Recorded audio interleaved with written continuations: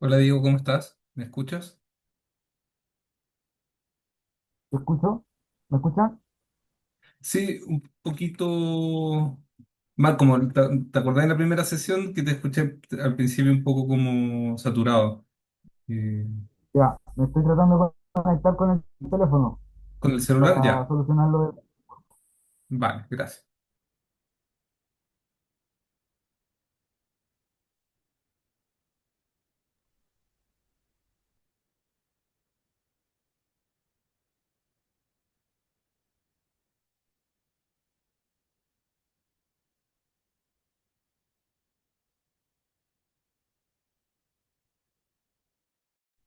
Igual no ha entrado nadie todavía.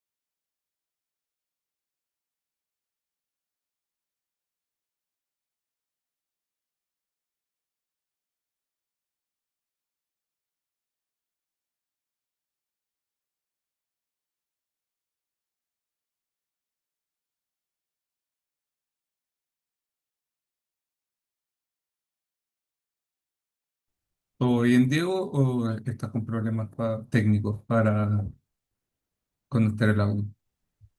Estoy tratando de entrar con el teléfono, pero no me deja entrar al Zoom. No te deja entrar al Zoom porque no me ha aparecido como solicitud de ingreso. Y sí, voy a tratar de entrar con otra cuenta y parece que es por Ya, el correo. vale. Ya. Igual, entiendo que no hay nadie conectado todavía al curso, ¿cierto? Mira, hay unas cuantas personas, todavía no son muchas, pero intentemos igual partir en máximo 2, 3 minutos más porque si no igual queda alojado en la plataforma esto. Y Ya, para no también desfasarnos tanto. Pero dale a ver si lo lográis. Pero igual se te entiende. Así que creo que se puede, si no. ok. Déjame intentarlo.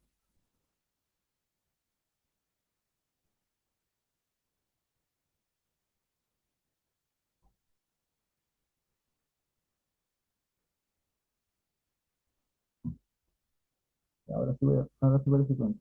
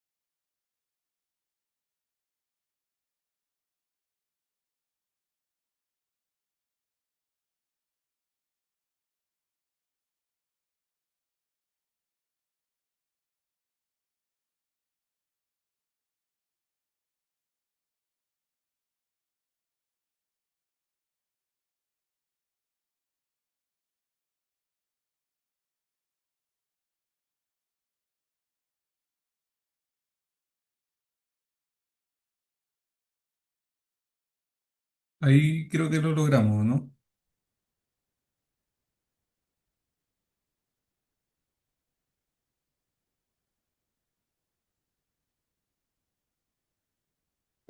Ahí creo que me escucha, ¿o no? Sí, ahí sí. Perfecto. Ya, disculpa. Ya. No, no te preocupes. ¿Y la cámara la tiene? Ah, la cámara la voy a encender por acá, por el computador. Ya, Por el otro. ya, Uf, súper. la Voy a carita. dejar pasar Es que no me habían entonces a dado. las Sí. personas.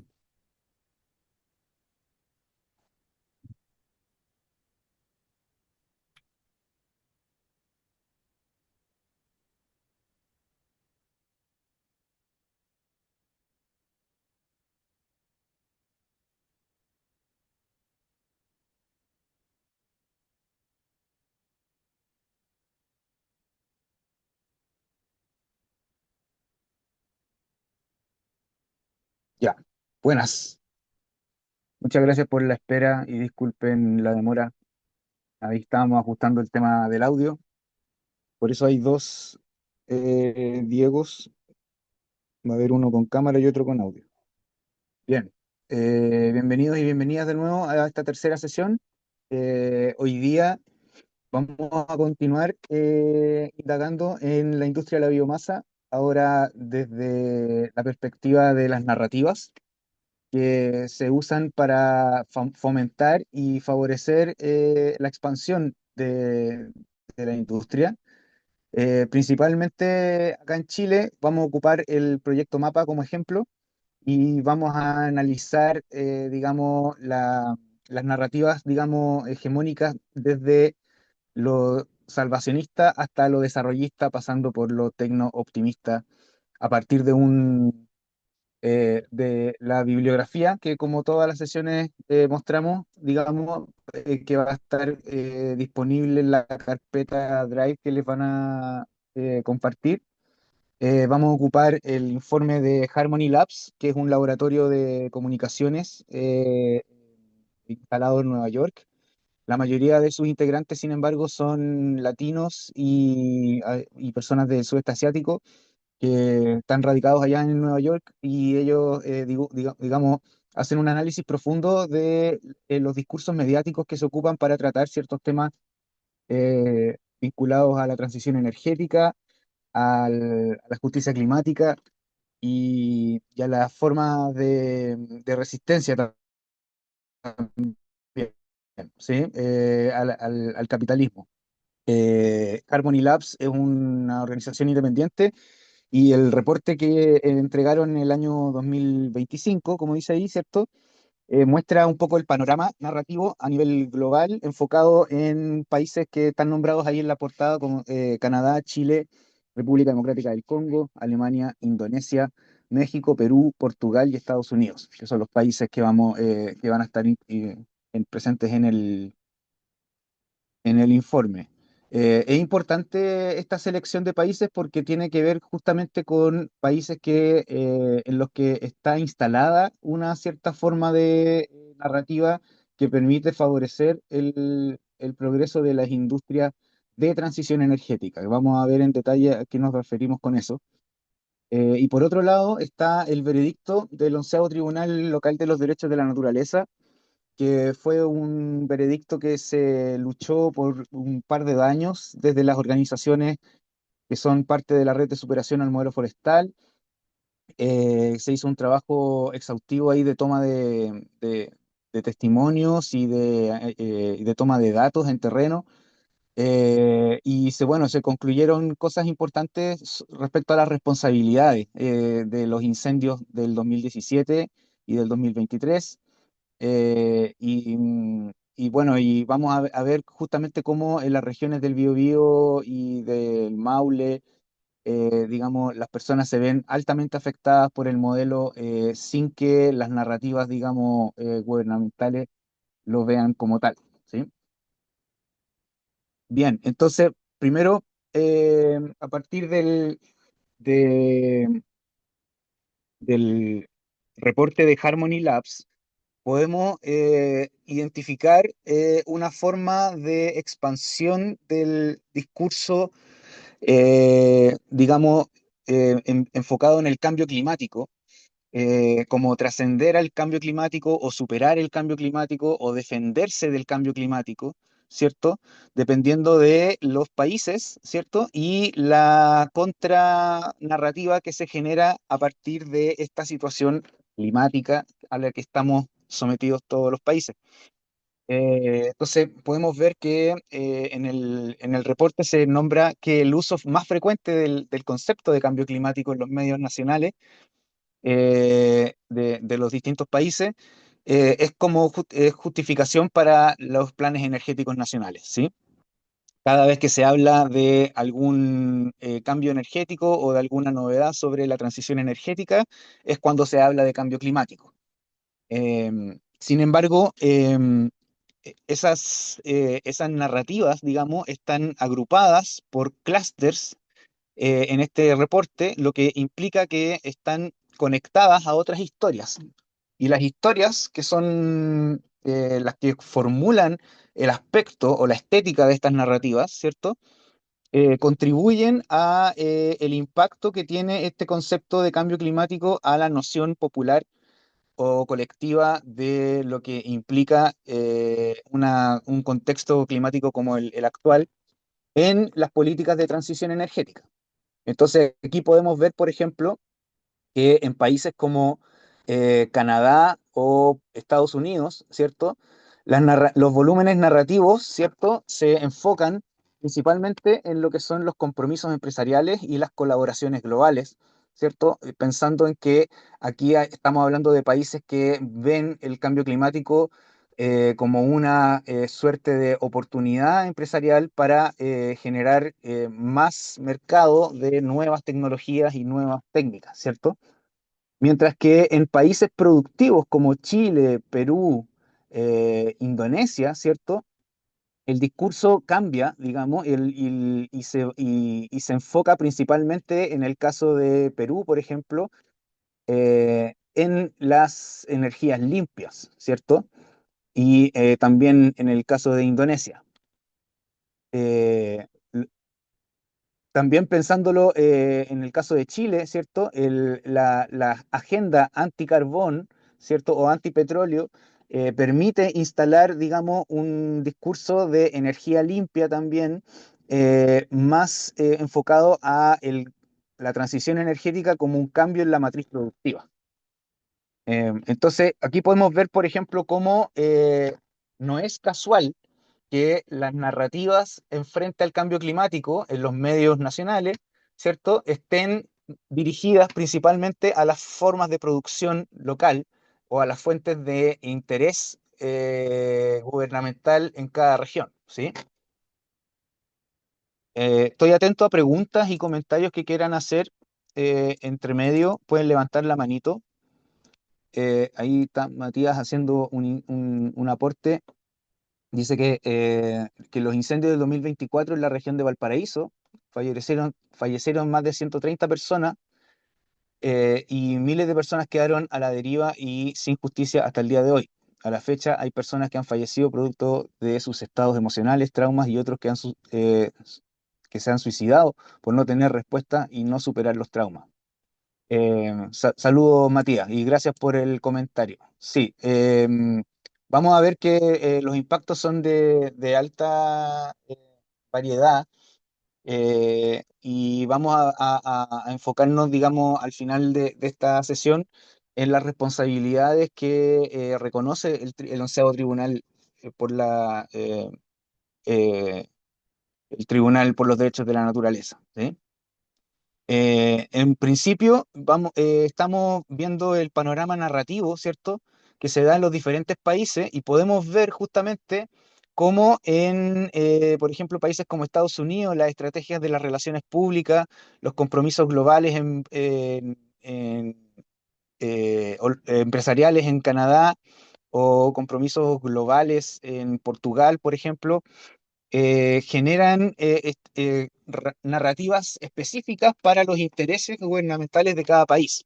Así como los países productivos, se habla de cambiar la matriz productiva a una matriz más limpia, ¿cierto? Sin cambiar, digamos, el concepto de matriz productiva como fomento de la industria extractiva en los territorios. Bien, entonces, ¿cuáles son estos marcos narrativos? ¿Cómo se distribuyen según los países y según los tipos de organización, ¿cierto? Que, que son los que aprovechan estos marcos narrativos para, de alguna forma, hacerse presentes en los medios de comunicación. Entonces, podemos ver que existen tres narrativas principales, ¿cierto? Que están tipificadas por estos nombres, ¿cierto? Estos títulos, y que principalmente están enfocados en tres aspectos, digamos, de la, de, de la transición energética, ¿sí? El primero es el mundo verde, ¿cierto? El mundo verde es un marco narrativo que aspira a fortalecer las soluciones que están enfocadas a dimensionarse adecuadamente en relación con el mundo natural, ¿sí? Entonces, hay algunas variaciones en temas universales que provienen finalmente de la defensa ambiental tradicional, ¿cierto? Que están tomadas ahora por la industria en una especie de remake, ¿cierto? Del mundo real, que es la narrativa que vamos a ver después, ¿cierto? Pero principalmente esta narrativa del mundo verde está enfocada a la justicia comunitaria y al colapso de los ecosistemas, ¿sí?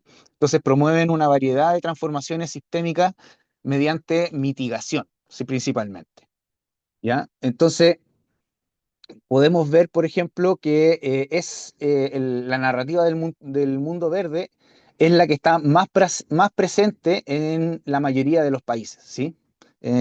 Cuando ponemos multi ahí, estamos hablando de que es transversal a todos los países, ¿sí? Sin embargo, eh, perdón, me estoy refiriendo a, sí. Sin embargo, específicamente para cada país, ¿cierto? Eh, el cambio, la distribución de esta narrativa es distinta, ¿sí? Fíjense que en países altamente consumidores de energía como Estados Unidos y la Unión Europea, la narrativa del mundo verde no está tan presente como en países productores como Indonesia, República del Congo, Chile y Canadá y Portugal, que son altos productores de biomasa. Eh, Vemos también que la narrativa del mundo verde, ¿cierto? Está mucho más presente en las estrategias comunicacionales de la industria y de la incidencia política, o sea, los partidos políticos y los representantes políticos adoptan más estas narrativas, además de la industria, ¿cierto? Junto con los personeros políticos, ¿cierto? Mucho más que en el comercio y en las auditorías, ¿sí? La auditoría pensando en los momentos en los que se hace responsable a las empresas por ciertas situaciones que tengan eh, que dar cuenta referente a estos temas. Em, otra narrativa, otro marco narrativo, ¿cierto? Es el por, con y para las personas, ¿sí? Que aquí es cuando se plantea, digamos, que la gente común trabaja con alegría y con empeño, ¿cierto? Codo a codo, como hermanos y hermanas, en la lucha milenaria de mejorar y solucionar los problemas de la gente, ¿cierto? Entonces, la administración la administración responsable de los recursos, ¿cierto? Eh, y la gestión ética del trabajo forma entonces este marco narrativo optimista, ¿cierto? Que está centrado en las personas y que es promovido por la misma industria. Eh, Incluye narrativas que avanzan desde la celebración de la minería, pasando por la distribución de beneficios, hasta narrativas emergentes que buscan rehabilitar los combustibles fósiles de una mala imagen, digamos, que se han encargado de mantener durante varias décadas ya.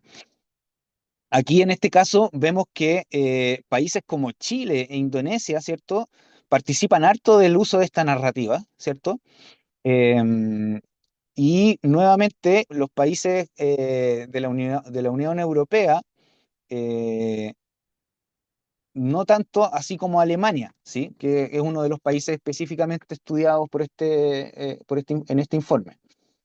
Em, Aquí vemos también una diferencia grande en el uso de estas narrativas por parte de la incidencia en la incidencia política, ¿cierto?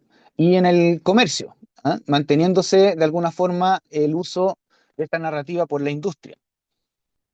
Em, el mayor cambio podemos verlo en la incidencia, ¿cierto? Que es de alguna forma, cuando se trata de hacer incidencia política, y con esto me refiero a eh, em, tener impacto en la legislación, o sea, en los tomadores de decisiones y en los diputados y senadores que legislan estos temas, ¿cuáles son los argumentos narrativos que preponderan en esos ámbitos? Están lejos de ser los que están aludidos por este marco narrativo positivista de trabajo comunitario entre personas, ¿sí? Sino que vemos que está más enfocado en el mundo verde, ¿sí? Eh, Finalmente, para contextualizar un poco a qué se refiere este tercer marco narrativo del remake del mundo real, que es relativamente nuevo en el reporte de Harmony Labs se puede ver que es un marco narrativo que aparece como una especie de postmodernidad del primer marco narrativo hegemónico, digamos, del mundo verde, que implica el contexto de los tiempos inestables que impulsan la ruptura de normas y sistemas tradicionales, ¿sí? Esto es cuando, digamos, se busca eh, em, de alguna forma se busca un refugio de las presiones geopolíticas externas y el marco narrativo entonces se vuelve frío y concreto y se impulsa por políticas e industrias que abarcan primero narrativas de urgencia, también de escasez, escasez de energía, de alimentos y sobre todo de amenaza, ¿sí? De amenaza al futuro y estas amenazas que son convertidas finalmente en adagios industriales para apurar la inversión, e incentivar el progreso, digamos, y romper, digamos, romper algunas cosas que se tenían conservadas ya de antes, justamente para permitir esta prosperidad futura mediante el crecimiento, ¿sí? Entonces, la narrativa del mundo real es una narrativa proactiva, pro-desarrollista, ¿sí? Que busca de alguna manera dar solución al problema antes de que aparezca o antes de que se manifieste en su plenitud. Y son los cambios más fuertes que se dan en políticas públicas, sobre todo a la hora de permitir inversiones extranjeras en los territorios que tienen alta influencia en la distribución del trabajo y de la producción de los recursos. Vemos que esta narrativa se ve altamente concentrada en países como Estados Unidos y además en países productivos como Chile o Indonesia, ¿ya? Vemos aquí que esta narrativa del mundo real está en una especie de tríada entre Estados Unidos, Chile e Indonesia, a partir de los países estudiados. Le acompañan Portugal y Canadá, que son finalmente los países que más invierten con capitales extranjeros en los mismos proyectos extractivistas del cono sur.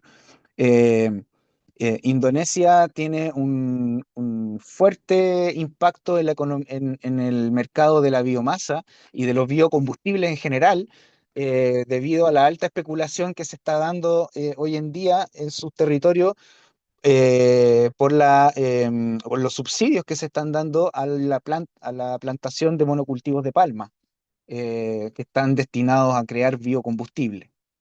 Entonces, obviamente que aquí vamos a ver una alta participación de la industria, ¿cierto? En este marco narrativo y del comercio, ¿cierto?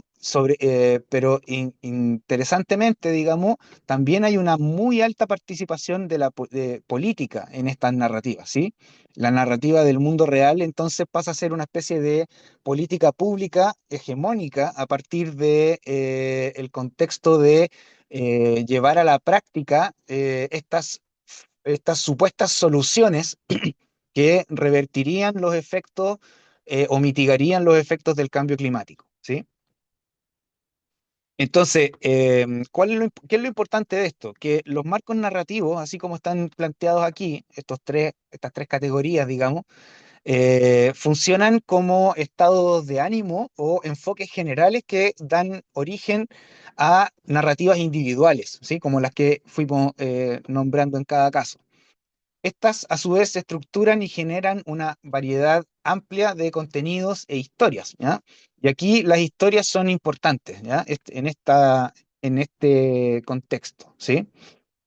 ¿Quiénes son los que deciden cuáles son las historias que se promueven o se plantean como parte de estas narrativas?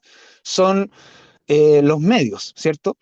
Y en el reporte de Harmony Labs se puede ver, por ejemplo, que a partir de 4 medios estudiados, ¿cierto? podemos ver la distribución del volumen narrativo, ¿cierto?, por cada una de estas cuatro agencias de noticias durante el primer trimestre de 2025. ¿Ya? Estamos pensando que en el último trimestre de 2025 se generaron las tensiones que dieron origen al actual estado bélico en el que se mantienen las potencias mundiales. Sin embargo, este panorama que se alcanza a percibir aquí en estos gráficos es muy decidor respecto al contexto mediático previo al conflicto bélico, ¿sí? Estamos hablando de de la incursión de Estados Unidos en Venezuela y de los ataques, digamos, posteriores a Irán. En ese sentido, cuando hablamos de volumen narrativo, ¿cierto? Lo consideramos también en función del tiempo, ¿sí? De cuánto tiempo de pantalla o cuánto tiempo de transmisión se ocupa en validar estos discursos o estos marcos narrativos, ¿sí? Y vemos que el concepto de seguridad y nacionalismo, ¿cierto?, está altamente aumentado entre el primer trimestre, o sea, entre el periodo del 2024 y el periodo estudiado del 2025. ¿Ya? Podemos ver una alza notable ahí en el discurso de la seguridad y el nacionalismo, ¿cierto? También em, también la cuantificación, digamos, cuando hablamos de cuantificación del clima, estamos en la barrita verde, estamos hablando principalmente de la contabilidad de carbono, ¿sí? Que es una de las maneras en las que los países se han, de alguna forma, defendido en los tribunales internacionales de su supuesta irresponsabilidad climática, digamos, es digamos, generando reportes de contabilidad de carbono a partir de las medidas de mitigación que les permite el mercado de bonos de carbono. Voy a mirar en el chat que hay preguntas nuevas. Abrazos desde Argentina, muchas gracias. Dice Matías, época de pandemia se civilizó aún más la seguridad militar. Sí, eso también se pudo ver en épocas de pandemia, la presencia militar en los territorios, principalmente por los diferentes toques de queda que se dieron la restricción de movilidad que había. Eh, y, eh, y bueno, y vemos también que otro marco de noticias, ¿cierto? Es el que se instaló con respecto a la minería, ¿sí? Donde la energía, digamos, pasó a ser una necesidad imperante para poder hablar de prosperidad, ¿sí? Entonces, la prosperidad va a depender finalmente, a partir de esta narrativa, depende de la capacidad que tengamos de producir energía, de minar recursos, ¿cierto? Y de sentirnos seguros y seguras, ¿cierto?, en nuestra propia nación, considerando también que hay una constante innovación que permite prosperidad compartida, ¿sí? Podemos ver que las barritas de distintos colores eh, cambian en distintas medidas y, por ejemplo, la prosperidad compartida se ve justamente que disminuye entre 2024 y 2025, mientras el nacionalismo y la seguridad aumentan, ¿sí? Y esto podemos entenderlo más aún cuando vemos la distribución por agencia, ¿cierto? Tenemos que pensar que la prensa asociada es algo así como el marco internacional de la prensa, ¿sí? Reuters son que son de cable internacional, pero basados en Estados Unidos y Norteamérica, principalmente. France 24, que es un medio europeo, ¿cierto? Y la agencia F, que es latinoamericana, ¿cierto? De Argentina. Entonces podemos ver la distribución que es altamente notable y aquí podemos ver que como representantes de distintos países, que aquí estarían incluidos Asia y África, por ejemplo, eh, comparado con Latinoamérica, Norteamérica y Europa, el enfoque de los discursos es bien dispar, ¿sí? Podemos ver que en Argentina y en Estados Unidos el nacionalismo se dispara en el primer trimestre de 2025, mientras se deja muy por debajo el amor por la minería o la prosperidad compartida a partir del desarrollo, ¿sí? En algún momento el discurso, recordemos que uno de los discursos importantes de Trump para salir electo en su primer periodo fue reactivar la minería del carbón, que le trajo harta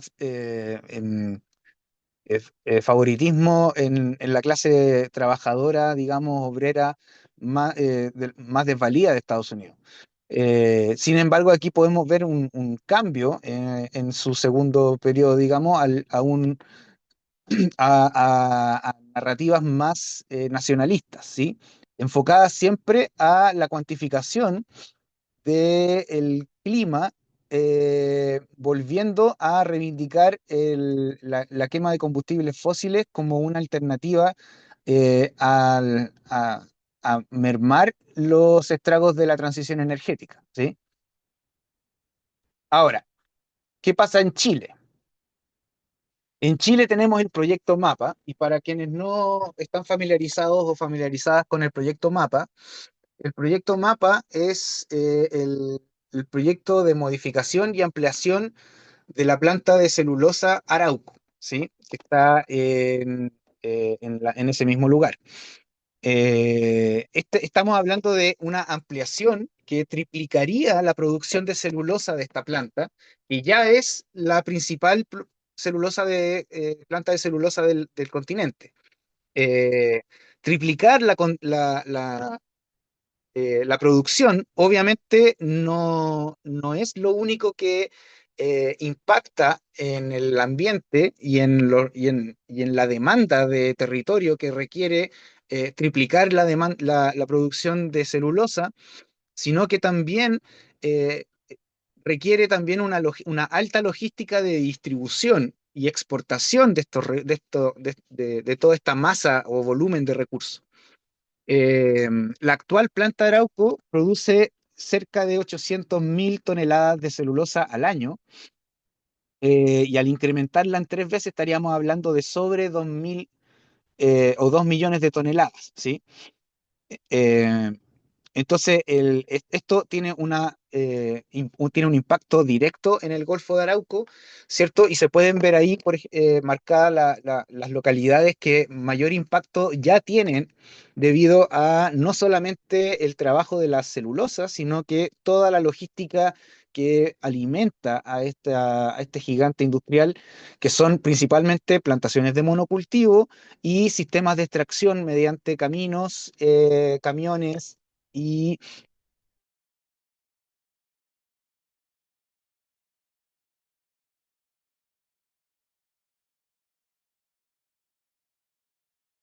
hoy en día tiene los estragos que conocemos por producto de las lluvias, y en el verano luego debido a la resequedad que produce, a la escasez hídrica que produce, genera grandes extensiones de material combustible para la expansión de incendios forestales. Eh, Podemos ver que el impacto no solamente se limita a la tierra, sino que también al mar. Lamentablemente la producción de celulosa requiere grandes cantidades de agua, agua que tiene que ser dulce, o sea, si se extrae del mar debe ser desalinizada, si se extrae de la tierra va a ser fuentes de agua consumible para riego, para consumo humano, y también el desecho, los efluentes, digamos, se terminan depositando en el mar, en ductos submarinos, ¿cierto? Donde lo que más lo que más se desecha finalmente es materia orgánica, ¿sí?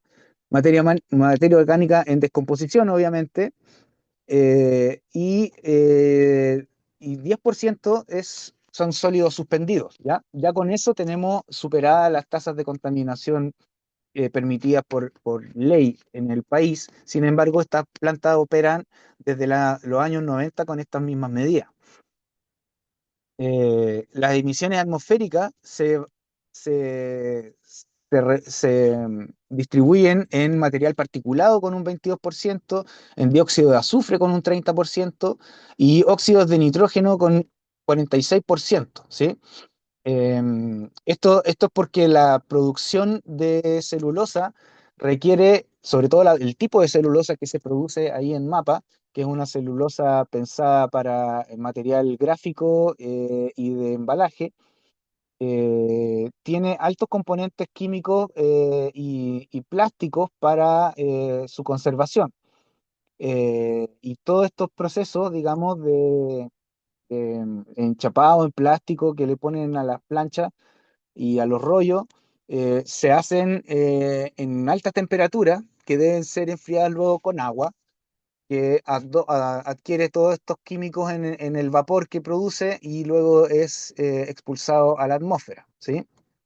Entonces, la modernización, perdón, y ampliación de la planta Arauco implica al mismo tiempo una nueva era, digamos, de formas nuevas de contaminación, tanto al agua como al aire y al suelo. Se piensa que la erosión que podría afectar a esta zona con la expansión de la planta podría llegar a ciertos lugares como Laraquete o Lota Coronel al extremo de ser catalogados zonas de sacrificio. Y desde la red de superación del modelo forestal, las comunidades se han organizado y han dado cuenta de aquello, digamos, a través de estudios colectivos y de organizaciones, de movilizaciones, charlas y actividades productivas. Y Matías sabe harto de eso. Eh, entonces, ¿cuáles son los impactos reales de la industria de la biomasa tal como la estamos planteando aquí? Bueno, la industria de la biomasa requiere como materia prima hectáreas de plantaciones de monocultivo. Antes que madera, digamos, la madera se requiere primero estar plantada en hectáreas, digamos, de monocultivo para poder ser cosechada de manera óptima y eficaz por las empresas productivas, empresas productoras. Entonces, eso al mismo tiempo genera una gran pérdida de biodiversidad, ¿ya? Los monocultivos reemplazan a los bosques nativos y amenazan a las especies y a las comunidades que ahí viven, ¿sí? Estamos hablando de especies humanas y no humanas, ¿sí?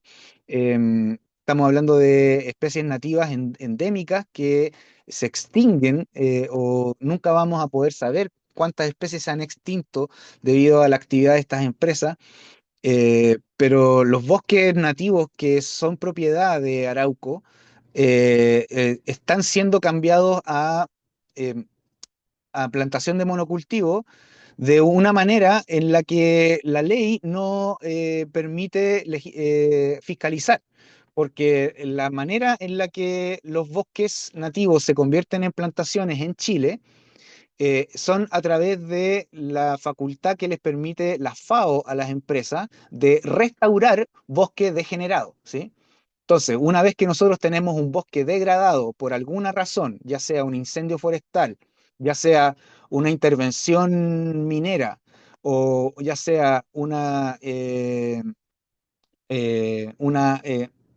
intervención estatal por formar un camino o tirar una línea de electricidad, cualquier forma de degradación de un bosque nativo que sea propiedad de algún privado puede ser restaurado o regenerado a través de plantaciones de monocultivo y de esa forma cambiar el bosque por plantaciones siempre y cuando se haga cuenta de que estas plantaciones ahora también participan como sumideros de carbono en el mercado de carbono.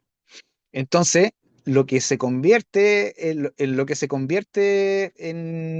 el bosque es en un terreno altamente erosionado debido a la tala rasa y con sus ríos y aguas altamente contaminadas, ¿sí? El agua de las napas subterráneas también es absorbido por las grandes raíces de los eucaliptos, que es una especie desértica de Australia, que tiene altos consumos de agua, con raíces muy, muy profundas, que en un sustrato tan blando y nutritivo como en el sur, le favorece altamente el crecimiento, por lo cual es una de las especies eh, eh, más favoritas, digamos, por las empresas para cultivar. Y también son de corta cosecha, o sea, en 8 años se están cosechando los eucaliptos, mientras que los pinos se cosechan en algo así como 20, 30 años, dependiendo del uso. Y finalmente, el periodo que tienen que estar estos árboles, digamos, las temporadas que tienen que estar los árboles creciendo y desarrollándose en temporadas secas de alto calor, producen incendios, ¿cierto? Y ponen en peligro a las especies nativas y a las comunidades que comparten el territorio, ¿sí? Entonces tenemos una degradación ambiental que es multidimensional, que está enfocada desde lo ecológico hasta lo social, principalmente mediado por la pérdida del recurso hídrico, ¿ya? Y la erosión del suelo. Estos impactos entonces se traducen en impactos sociales, para darle sentido socioambiental a esta presentación. ¿Cómo se traducen estos impactos ambientales a la realidad social o socioambiental de las personas? ¿Cierto? Las personas, digamos, las comunidades entonces sufren los efectos de estos monocultivos, que es primero la aislación, que las comunidades se presentan altos niveles de aislación debido a que están rodeados de grandes extensiones de plantaciones de monocultivo. Por lo tanto, las comunidades están separadas de estas grandes extensiones que más encima están solamente conectadas por un camino principal, que es el mismo camino que ocupan los camiones para extraer la madera.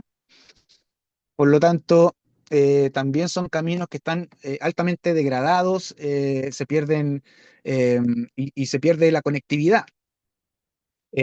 También se pierden tradiciones, ¿sí? La agricultura tradicional es reemplazada por estos monocultivos, afectando la soberanía alimentaria y generando dependencia de las comunidades rurales ahora del abastecimiento urbano de sus recursos alimenticios.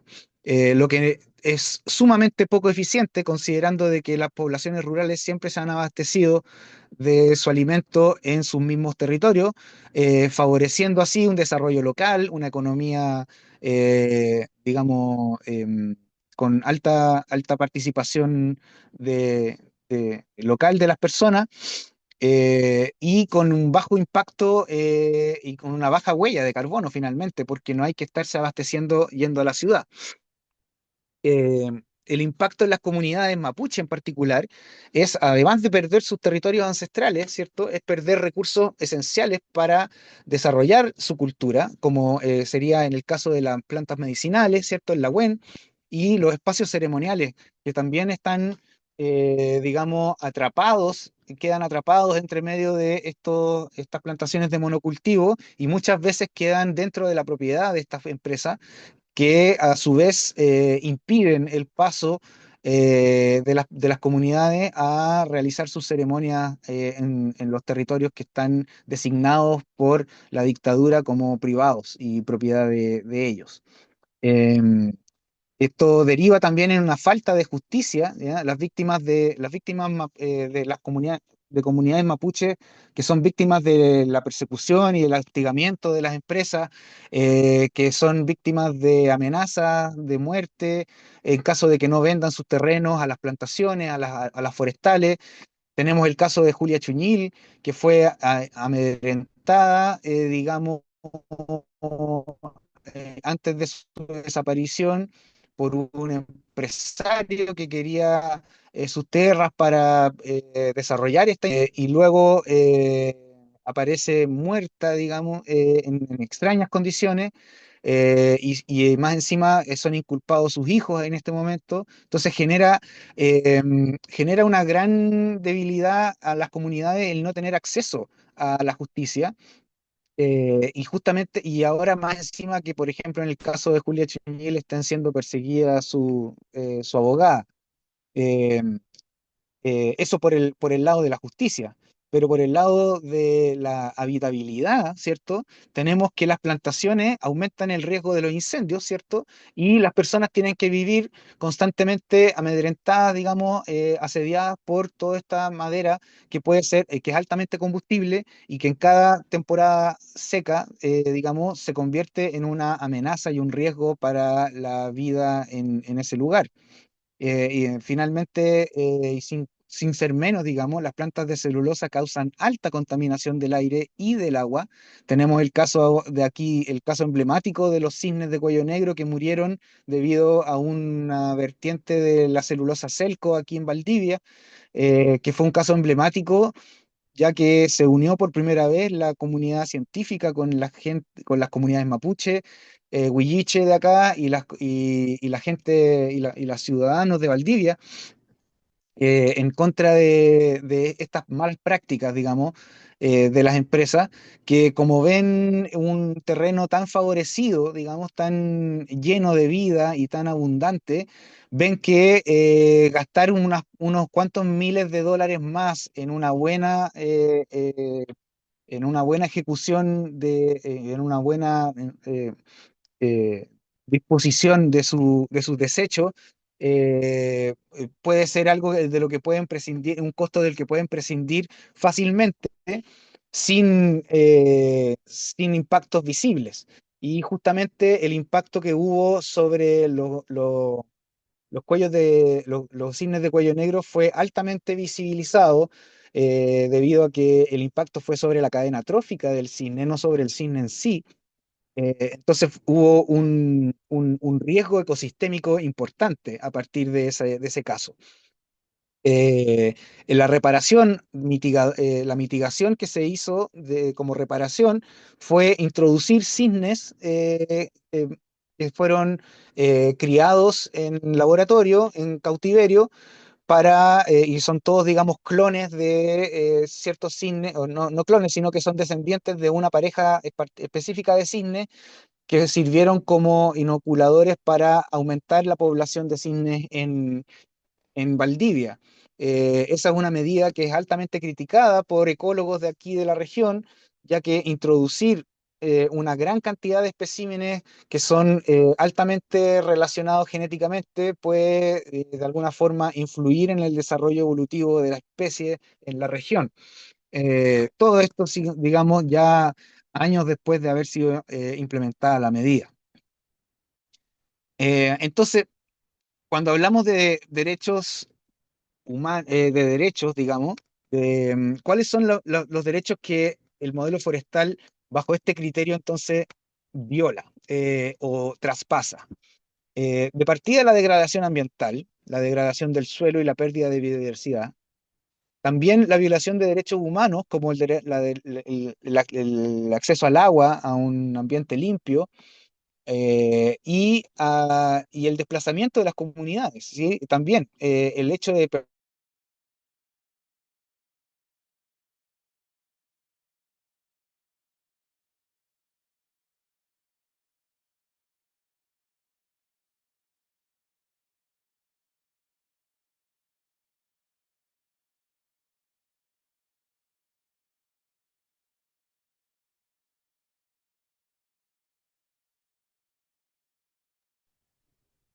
Ok, Diego, se te cayó Sí, ahí volví. Creo que el me centro. caí. Vale, sí. Ya, muchas gracias igual por la paciencia. Queda poquito. Voy a compartir de nuevo. Bien, estábamos en eso. Disculpen la interrupción. Eh, los de- lo- la- las violaciones de derechos del modelo forestal entonces se pueden repartir en derechos ambientales, ¿cierto? Como lo que está acá, ¿sí? Derechos humanos, como lo que está aquí, ¿cierto? Problemas de salud y falta de conectividad. Los problemas de salud han sido documentados en gran parte, sobre todo acá en la región de Los Ríos, en el sector de San José de la Mariquina, donde hay sectores que ya están completamente contaminados en su agua y en su suelo, donde no es posible el cultivo de alimentos como era anterior a este fenómeno. Y también tiene impactos sociales, ¿sí? Los impactos sociales que generan pérdida de tradiciones y impactos culturales, ¿cierto? La gente tiene que empezar a dedicarse a la actividad productiva forestal en vez de dedicarse a a la agricultura campesina o a la ganadería. Y entonces empiezan a haber violaciones de derechos bioculturales, ¿sí? Las personas ya no se pueden relacionar con su entorno como lo dicta su cultura. Ahora la única manera de relacionarse con su entorno está dictada por la geonorma que impone las plantaciones de monocultivo sobre el territorio, ¿sí? Eh, la falta de regulación y al mismo tiempo aquí hay un impacto legislativo, ¿cierto? O cívico, en el sentido de que faltan regulaciones a las plantaciones de monocultivo. De hecho, hay más incentivos que regulaciones. Las narrativas corporativas, como vimos recién, están 100% enfocadas en la producción de nuevas alternativas de desarrollo en vez de el cuestionamiento, la problematización de estas formas de producción en los territorios. Las plantaciones de monocultivo siguen siendo un gran problema para todas las personas que habitamos cerca o colindantes a ella, ¿cierto? Ya sea por un problema estético, por un problema salubre, por un problema de acceso al agua, por amenaza de incendio, por un montón de situaciones, digamos, por falta de conectividad. Por muchas de las razones que ya hemos visto, las plantaciones de monocultivos son una amenaza para la vida humana y la vida de otras especies como las conocemos.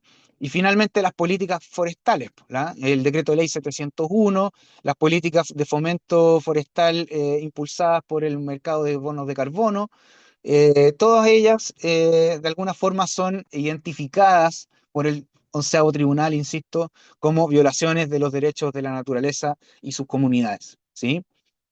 Entonces, esto genera entonces que el tribunal identifique a responsables, ¿sí? Los responsables son nada menos que las empresas, ¿sí? Las empresas, en este caso, actúan fuera del marco legal, actúan dentro de una hegemonía productiva que afecta directamente la calidad de vida de las personas, afecta directamente a la vida en los territorios, ¿cierto? A la vida entendiéndola como ecosistema, y sobre todo tiene efecto en la capacidad que tiene el mismo territorio de ser productivo en el futuro. Vemos que los territorios que han sido degradados por la industria forestal son muy poco productivos ya en todas las otras formas de producción que se pueden obtener. Lo único que va quedando, digamos, es en convertirlo en territorio habitable. Y es lo que la otra industria, digamos, la industria eh, inmobiliaria, se ha hecho cargo de fomentar también en los territorios que ya han sido devastados por incendios forestales, producto de estas plantaciones. Sobre todo en territorios como Valparaíso, Maule, Ñuble, Biobío, donde que ya han sido territorios que ya han sido afectados por los grandes incendios. Entonces, para ir cerrando, ¿cuál es la trampa? ¿Cuál es el problema aquí? Aquí la regulación actual en Chile es la que nos está jugando en contra. Y no vamos a entrar en detalle en todas las formas de modelos productivos sostenibles que existen en Chile, porque son muchos, ¿cierto? Cada uno de ellos hecho a la medida para ciertas actividades productivas a nivel industrial. Tenemos en modelos productivos que fomentan la salmonicultura, la producción de centrales hidroeléctricas de paso, de parques eólicos, de parques fotovoltaicos.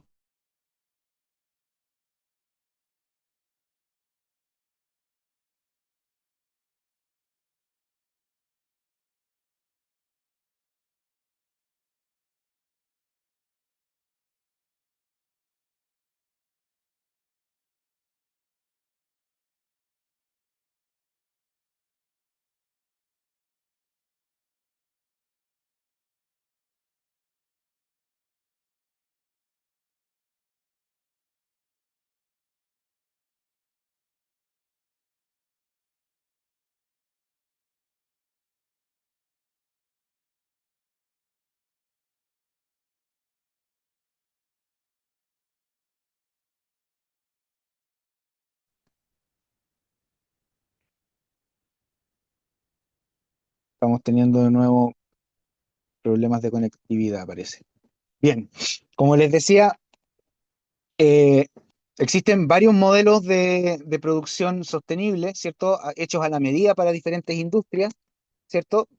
Y también existen modelos de desarrollo que están enfocados en el bienestar de las personas y en el equilibrio ecosistémico, ¿ya? Y también hay modelos que están solapados, digamos, que están entre cruzados, ¿sí?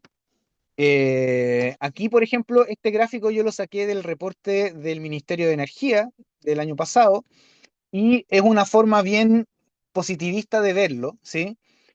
Pero hay cosas que llaman la atención. Por ejemplo, que las ENPO, que son los espacios marítimos costeros de pueblo originario, que son los espacios que son conservados y protegidos mediante la ley Lafkenche, que es un recurso legal que se produjo y se creó acá en la región de los ríos y la región de los lagos por las comunidades Lafkenche y asesores legales que les permite proteger sus espacios costeros de la sobreproducción pesquera y de otras actividades productivas que pueden poner en peligro su derecho constitucionario a la producción de baja escala, acorde a su cultura, que es la cultura lafkenche, que son pescadores recolectores, ¿cierto? Entonces, es importante darse cuenta de que, por ejemplo, esta fórmula, este modelo, que es altamente reconocido internacionalmente y nacionalmente como una de las formas más emblemáticas de conservación basado en el respeto a la naturaleza y a las culturas originarias de los territorios, esté alejada de lo que son los modelos productivos sustentables, ¿sí? O sostenibles. Está completamente alejada y está completamente fuera, ¿sí? Y está solamente dentro de las categorías de equilibrio ecosistémico y bienestar de las personas. O sea, no se ve a los espacios marítimos costeros de pueblo originario, no se ven como modelos productivos sostenibles bajo la normativa del Ministerio de Energía y del Estado de Chile, finalmente. Eh, y yo me quedaría un poco con esa crítica, con ese punto de inflexión en la crítica de qué tanto les sirve o a quién les sirve realmente la regulación cuando vemos que el Acuerdo de París está por sobre el Acuerdo de Escazú, ¿cierto? Y cuando vemos que entidades como las ENPO están fuera de lo que son entendidos los modelos de producción sostenibles, ¿sí? Al mismo tiempo, el Estado argumenta que el desafío de implementar implementa esta misma crítica que hago yo o que hacemos desde Colectivo Viento Sur, lo implementa como un desafío a implementar un proceso de transición socioecológica justa que promueva modelos de desarrollo bajos en emisiones de carbono, pero también aborde las desigualdades ambientales históricas, evitando la reproducción de nuevas formas de inequidad en el marco de esta transición, que es justamente lo que estamos problematizando en este curso, ¿sí? ¿En qué contexto podemos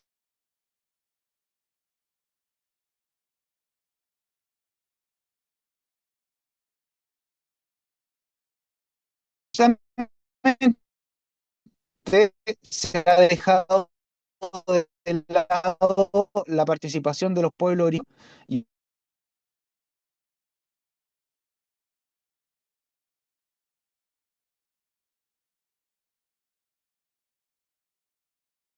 me están cortando de algún lado, parece. Bueno, en fin. Se entiende un poco en la conclusión, ¿sí? Quiero dejarlo hasta ahí y dar la palabra antes que se me siga cortando y agradecido nuevamente por la escucha y la participación.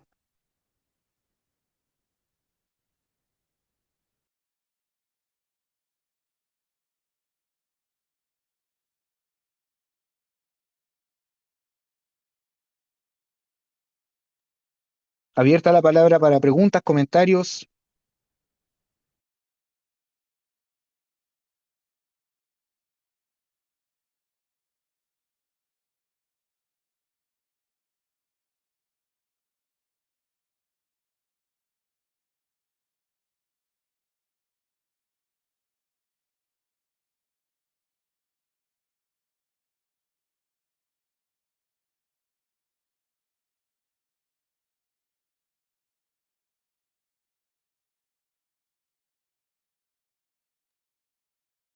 Bueno, agradecido desde ya por los comentarios. Igual, estos son, es un tema que se está empezando a problematizar de a poco, el tema de las narrativas corporativas. La próxima clase o la última sesión, vamos a ver cuál es la contrapropuesta, digamos, son las formas, las narrativas con las que los pueblos, digamos, las comunidades, eh, las naciones sometidas a estos modelos de producción hemos sacado, digamos, en cuenta a partir del trabajo colaborativo y, y sobre todo en defensa del territorio y de su vida. El trabajo del Tribunal Local de los Derechos de la Naturaleza es un trabajo muy importante para dar cuenta justamente de los impactos que tienen estas prácticas. Lamentablemente no hay una manera de validar este veredicto en la legislación chilena actualmente, pero sí sabemos que es un insumo importante a la hora de presentar demandas internacionales, eh, ya que es una organización reconocida internacionalmente y que de alguna forma enmarca la actividad productiva de ciertas empresas en un contexto de falta de responsabilidad empresarial, ¿sí? Y ya desde ahí es posible articular legalmente quizá algún instrumento de defensa mayor, en caso de que hayan preguntas.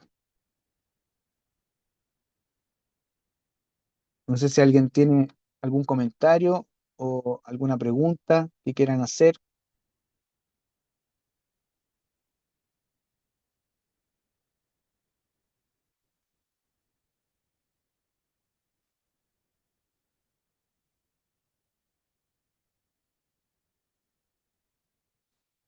Bien.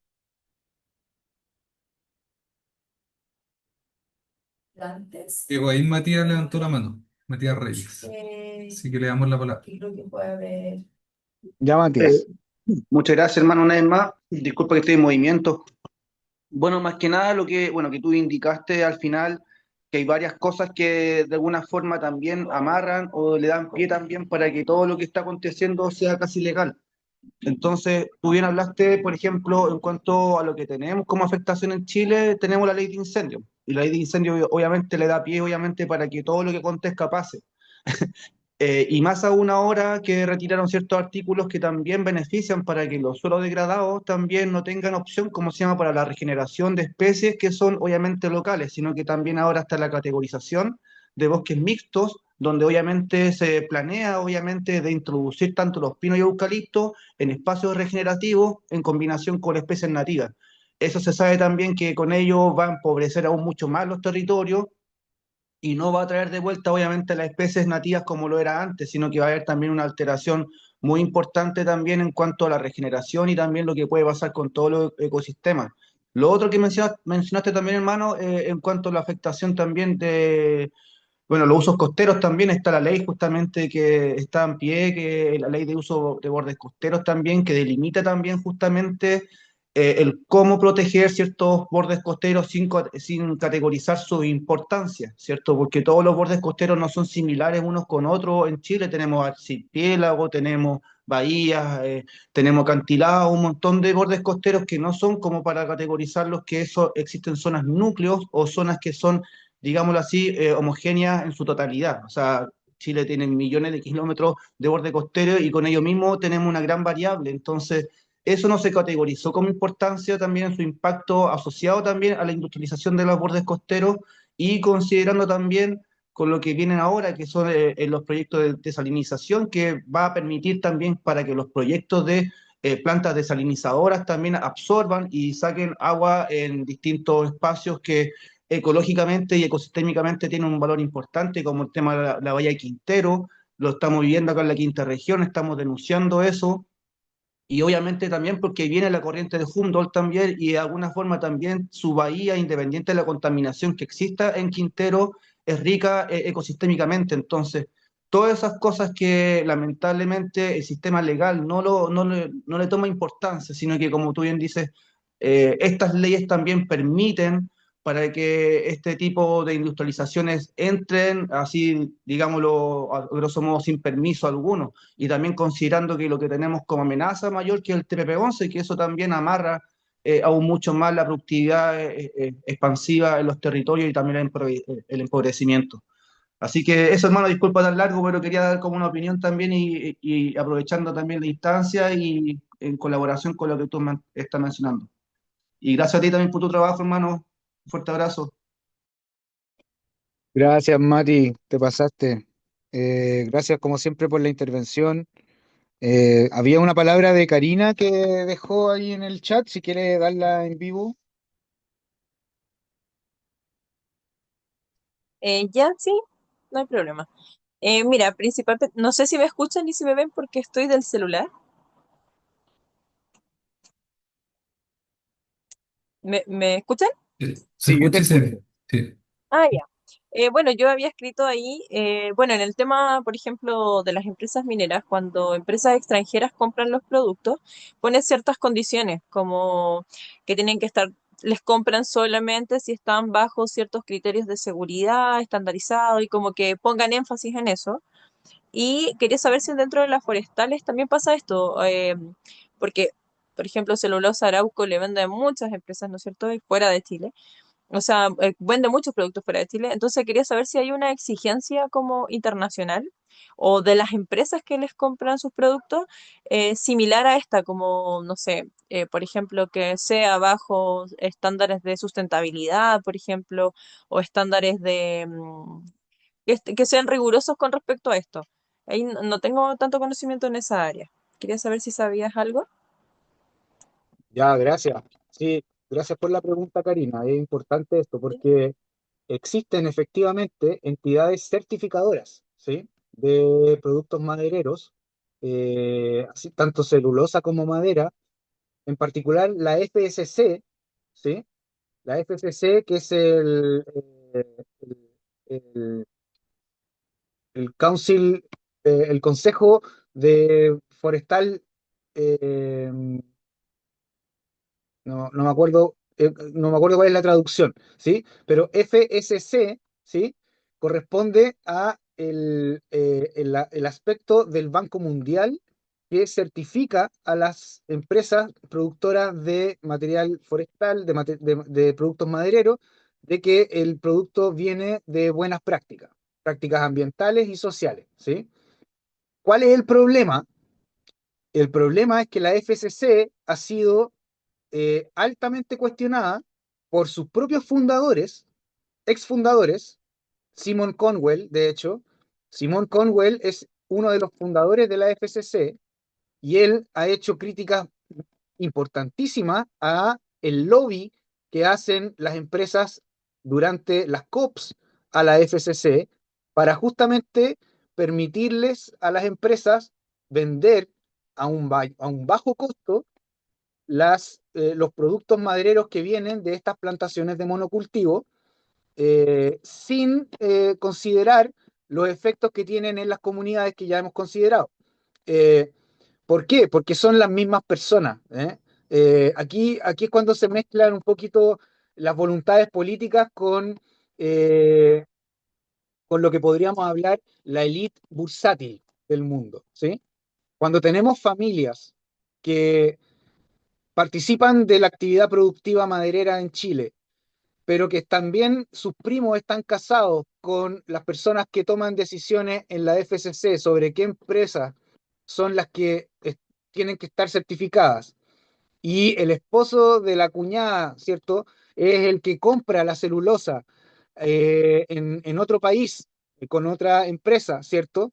Y están viendo con el tío del hermano del cuñado, ¿cierto? Si es que es la ley que se está viendo en el Parlamento Europeo, va a permitir la salida de estos materiales a eh, al continente asiático, por ejemplo. Entonces, estas entidades certificadoras terminan siendo, lamentablemente, Karina, porque muchos de nosotros confiábamos plenamente en estas entidades certificadoras por mucho tiempo, pero la FCC demostró ser un nicho para lobby internacional de empresas, y ahora hay empresas como Tetra Pak, que son parte de la FCC, empresas empresas como CMPC, que son parte de la FCC, ¿sí? Entonces, la CMPC está certificando, está siendo parte de la certificación de los productos madereros que exporta Arauco, ¿sí? Entonces tú decís, no, pero si la CMPC debería ser competencia de Arauco o debería ser receptora de Arauco. No, pero Arauco no le vende celulosa a CMPC, solo que CMPC compra celulosa certificada por la FSC, ¿sí? Que es la certificadora que finalmente dice cuál es la celulosa que sí hay que comprar en el mercado, ¿sí?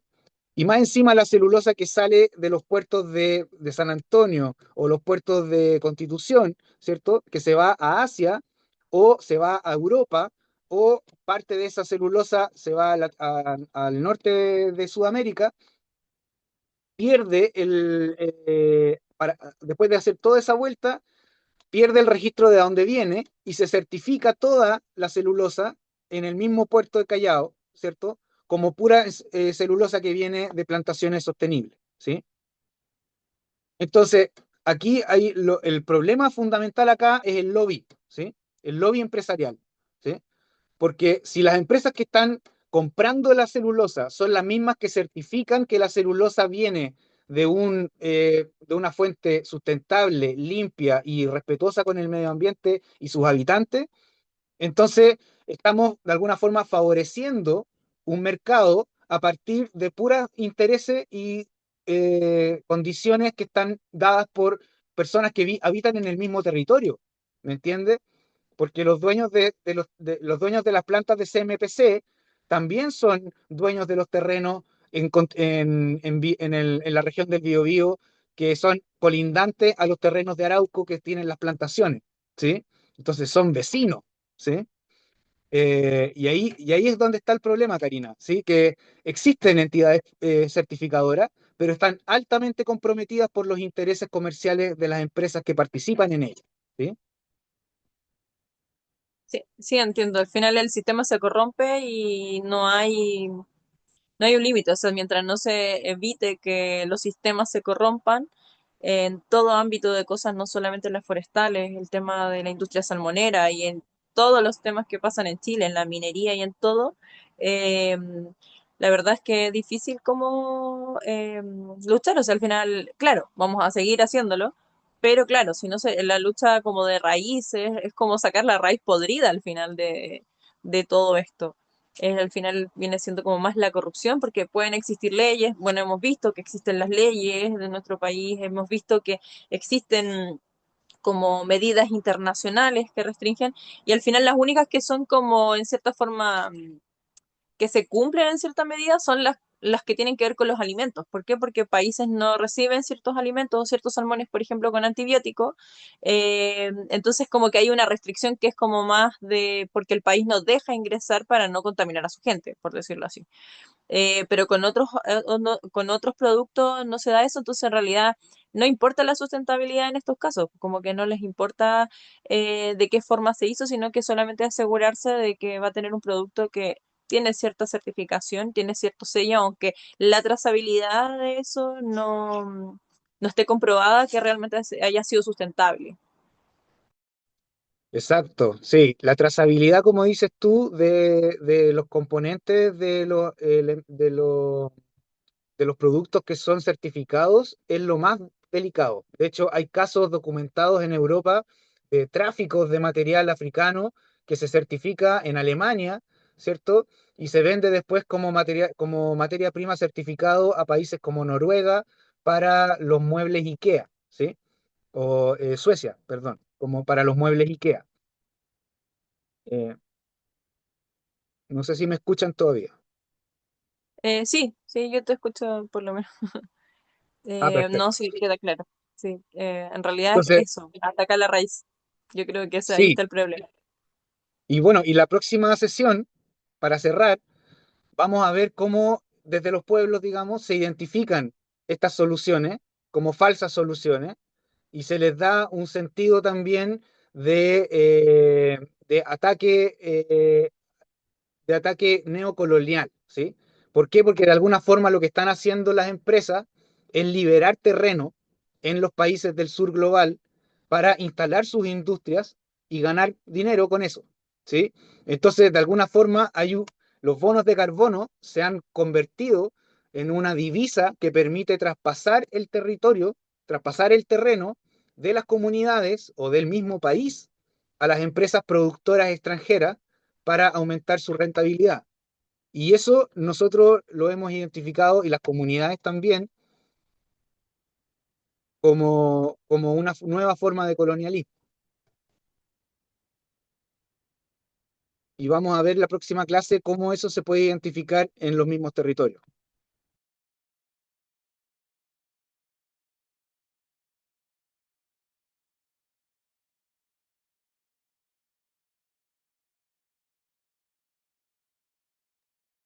Gracias por la pregunta, Karina. Ya, muchas gracias.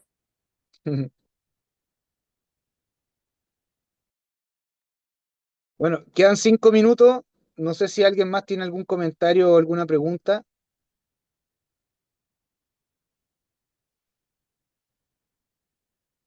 Si no, le dejo la palabra a Santiago para que nos indique. Sí, si no hay más preguntas, entonces damos por cerrada la sesión. Muchas gracias, Diego, y nos vemos en la última, que si no me equivoco es el próximo martes 28 en el mismo horario. Así que le agradezco su presencia y nos vemos. Que estén muy bien. Muchas gracias de nuevo y Adiós. Muchas disculpen gracias. el Muchas Un inicio. abrazo, gracias. Chao, Diego. Chao, Que estén muy chao. chao. bien. Mucho aguante a todos. Buen día. Gracias. Chao, chao. Aguante. Aguante.